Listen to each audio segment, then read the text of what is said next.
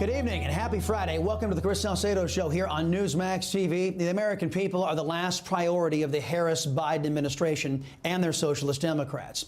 We see evidence of this as left-wing extremists in the administration kill tens of thousands of American energy jobs by killing the Keystone XL pipeline and energy exploration in Alaska.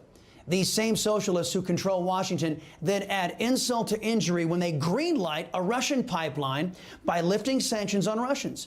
Team Biden also lifted sanctions on oilmen in Iran, the #1 state sponsor of terrorism. Left-wingers in Congress justify their anti-American policies by equating American citizens and our allies to terrorists. Anti-Semitic Congresswoman Ilhan Omar tweeted, quote, "We must have the same level of accountability and justice for all victims of crimes against humanity. We have seen unthinkable atrocities committed by the United States, Hamas, Israel, Afghanistan, and the Taliban," end quote. This is how the Socialist Democrat Party sees we Americans, as the enemy. But perhaps the greatest example of Democrats' hatred of the American people and our country comes from their support of illegal immigration and their abandonment of America's most stabilizing attribute, being a nation of laws. The Harris-Biden administration and their political party have abandoned the rule of law, and in so doing, they have abandoned we, the people. And now Americans are starting to push back, rebelling against Biden's lawlessness. That's the focus of tonight's preamble. Thankfully, several states have risen up since America's biggest mistake in history, electing Barack Obama. The state of Florida, led by Governor Ron DeSantis, backed by an Hispanic population that is all too familiar with the dangers of communism, courtesy of their dealings with Castro. They are mounting a massive pushback against Joe Biden's pro-China, anti-American policies. South Dakota, led by Kristi Noem, is responding to the socialist anti-freedom agenda, using the China virus as an excuse by instituting good old-fashioned liberty and economic development that is outpacing every state. Then there's Texas. I remember during the first era of Obama, he and his lawless administration, many of whom are now once again drawing a taxpayer-funded paycheck under Harris-Biden, they targeted the great state of Texas because Obama knew, as I did, that if an organized opposition to his anti-American policies were to be conceived and implemented, Texas would be the point of origin. And now Texas is rising again to meet the biggest assault on our civilized society ever launched by left-wing extremists. Kamala Harris and Joe Biden have unleashed a torrent of danger on the southern border. They have created a humanitarian, national security, and public health crisis all rolled into one. Now, in one of the few times in his life, leftist Senator Ed Markey tweeted something that is true. He said this, quote, "Just 118 pounds of fentanyl could kill more than 26 million people," end quote. Now, we checked that. He's right. In the month of March alone, folks, our border agent seized 652 pounds of fentanyl, enough to kill 143.6 million Americans, over 1/3 of our population. That was what we seized. We have no idea how much actually got through. And we can thank Kamala Harris and Joe Biden and their Marxist administration. Texas Governor Greg Abbott, noting the drugs, the criminals, China virus, lawlessness, and illegal aliens pouring over the border into Texas, has launched several initiatives in his state to dissuade the narco-terrorists and human traffickers. What we learned over the course of the 3 months in which that operation was working is that it simply was not enough because the Biden administration was doing less than any president has done since I've been in office. And I've worked with 4 presidents now on border security-related issues. And so we now see that the Biden administration is going to ignore the border. They're going to have Kamala Harris laughing about what's going on at the border. And so Texas is going to have to step up even more.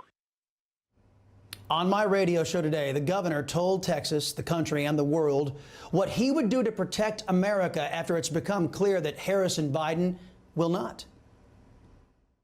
First, we set up an Article 4 under the Constitution task force on border and homeland security that includes all these different state agencies, including the Texas Border Sheriff's Coalition, prosecutors, et cetera.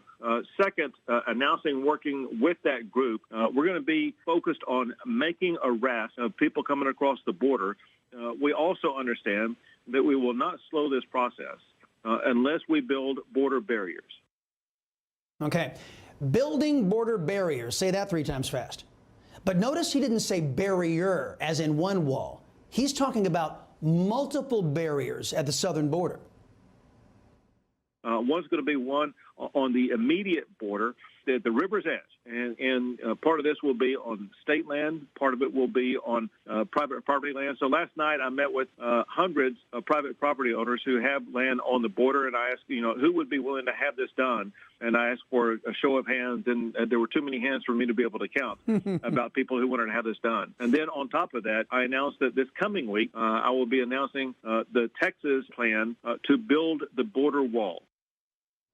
Governor Greg Abbott appears to be outlining a plan that will not only finish the American wall started by President Trump, but a series of other barriers that will span state and private land in Texas. American ranchers who Harris and Biden have abandoned to ruthless narco-terrorists may once again live in peace and security by contributing to this effort with a little bit of their land. Courtesy of our time on Newsmax TV in the mornings, a lot of you people around the country started listening to the Salcedo Show on radio from all over this nation.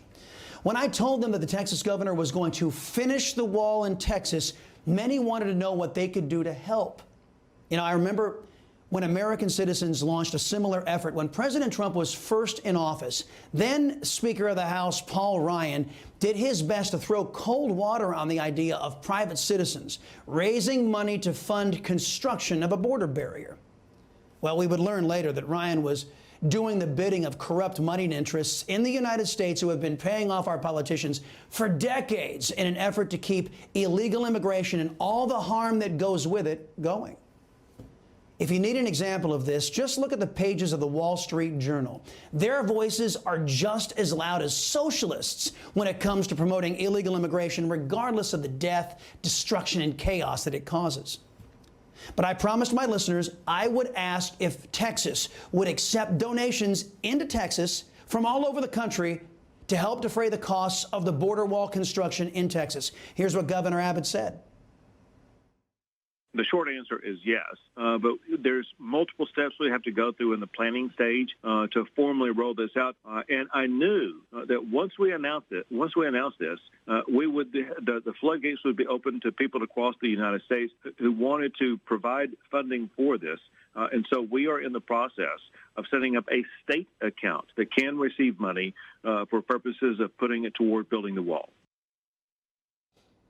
Could not be prouder today to be a Texan. When folks like Harris and Biden are busy serving up innocent Americans to criminals and cutthroats, while Biden kills American jobs while he works to create jobs in Russia, Iran, and China, while the federal government, under the control of lawless Democrat socialists, abandon our founding principles and the civilized society, Texas is standing to do its part to protect all of us. What say you, New Mexico and Arizona? What say you, California? Whose side are you on? Hey, I'm Rob Finnerty. Thanks for watching. If you enjoyed this video, please join the conversation in the comments below. Don't forget to subscribe, too. Hit the bell icon to be alerted to breaking news. And remember, there's a whole lot more on Newsmax TV, America's fastest growing cable news network. Newsmax TV, we're real news for real people.